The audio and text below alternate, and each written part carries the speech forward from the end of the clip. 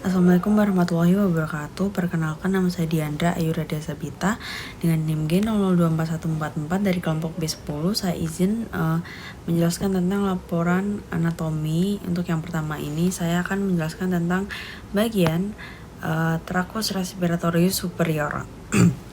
Oke, untuk si trachus respiratorius superior itu pertama kita bisa membahas tentang nasus. Di nasus ini dia punya os dan kartilago.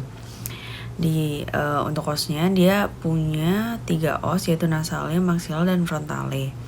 Untuk si kartilagonya dia punya processus lateralis cartilago septinasi, cartilago ollaris mayor, dan cartilaginous ollaris minores.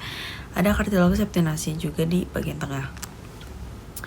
Lalu untuk ruangannya, si cavum nasi ini dia punya apertura sama regiones. Apertura ini apa? Apertura ini kayak tempat buat dia keluar masuk, kayak apa ya, pintu. Oke.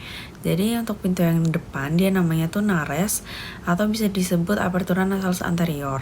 Untuk yang belakang yang menyambungkan si cavum nasi ini sama faring itu ada namanya coana. Coana itu nama lainnya juga ada apertura nasalis posterior.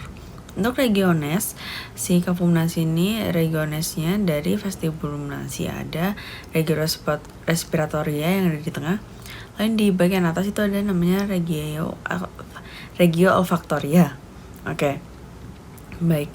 Untuk si dinding lateralnya, si nasus ini dia punya konka dan meatus. Apa itu konka? Apa itu meatus? Konka itu kayak lengkungan, dia yang memisahkan, membagi-bagi ruangan yang ada di cavum nasi itu.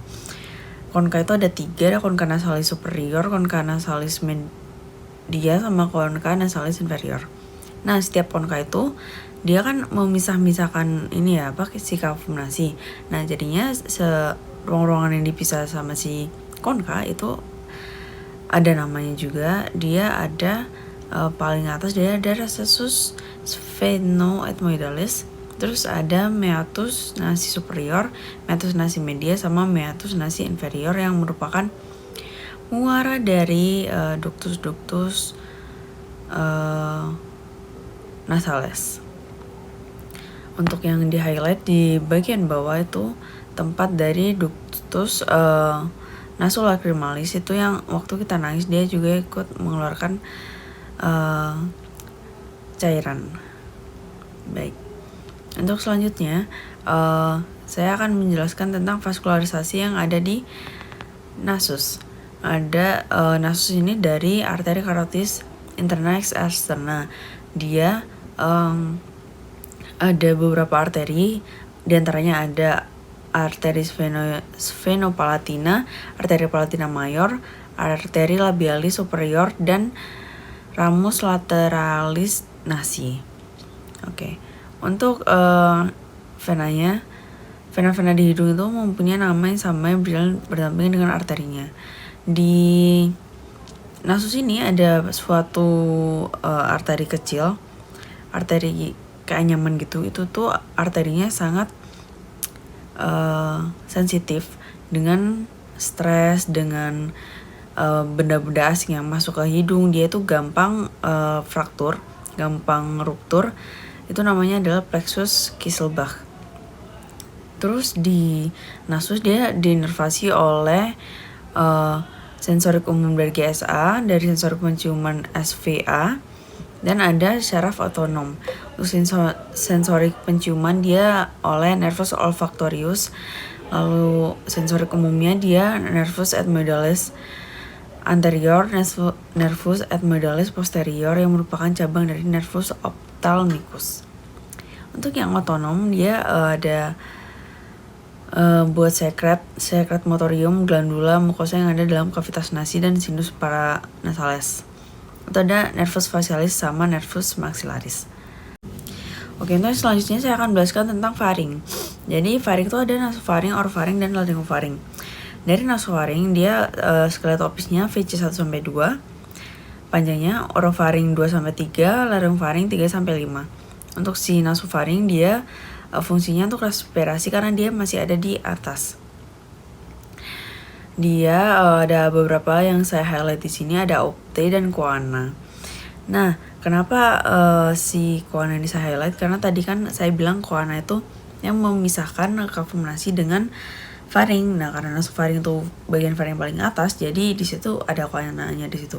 Nah, terus ada Opte itu kayak saluran itu saluran dari emora dari tuba eustachiae, itu saluran yang menghubungkan hidung dengan telinga media gitu. Lalu selanjutnya ada orofaring. Orofaring itu udah masuk ke proses pencernaan ya, karena kayak dia ada di belakang kafum mulut. Oke. Untuk di orofaring itu ada bangunan khususnya tuh namanya isthmus faucium, itu bagian belakang dari kafum mulut. Untuk si larung faring dia aku nekenin di fossa piriformis. Apa itu fossa piriformis? Fossa piriformis itu tempat saat kita menelan benda tajam, dia ditampung di situ biar dia nggak makin jatuh ke bawah ke pencernaan. Nanti dia bisa makin menghancurkan organ-organ yang ada di bawah gitu. Terus dia arterinya dari cabang arteri carotid externa, lalu venanya dari plexus vena pharyngalis yang mengalir ke plexus pterygoideus di superior dan ke vena facialis. Terus ujungnya dia ke vena jugularis interna di inferior. Untuk inervasinya dia sensoriknya dari nervus glossopharyngeus, motoriknya dia dari nervus vagus. Yang kesekian itu ada laring. Laring itu ada skeleton laring, jaringan lunak laring, ada kavitas laring, ada muskuli laring. Aku akan menjelaskan tentang si skeleton laring. Skeleton laring itu dia itu identik dengan kartilagonya ya, karena laring tuh isinya dari kartilago, banyak dari kartilago. Yang paling gede di sini adalah kartilago tiroidea. Terus di bawah tiroidea ada cricoidea. Nah, kartilago yang membantu kita buat nutup saluran laring saat kita menelan itu namanya kartilago epiglottis. Mungkin itu yang akan aku tekenin. Lalu ada namanya cavitas laryngitis, itu buat kita ngomong itu namanya ada plica vocalis. Di samping itu ada plica vestibularis, ada rima vestibularis, rima glottidis, dan ventriculus laryngis, itu untuk pita suara kita. Oke. Terus abis itu ruangan utama si laring punya 3 ruangan. Kan ada plica vocalis tadi, di atasnya itu ada ruangan supraglottis. Pas pita suaranya itu ruangan transglottis, yang di bawahnya itu ruangan subglottis. Oke. Ada jaringan lunaknya laring, itu ada ligamentum et membrana extrinsic sama intrinsik.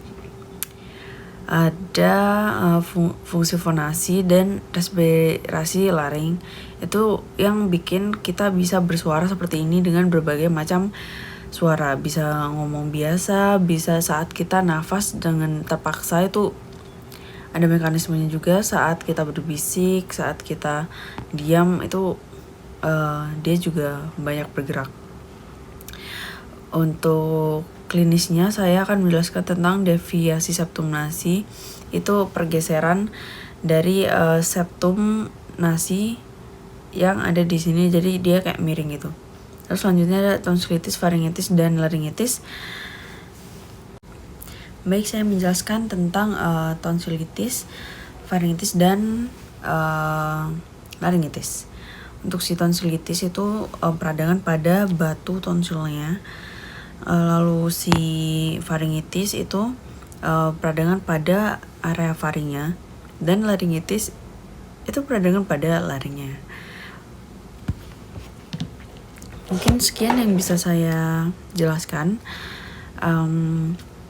Kurang lebihnya mohon maaf. Saya tutup labrak trakus superiornya ini. Terima kasih.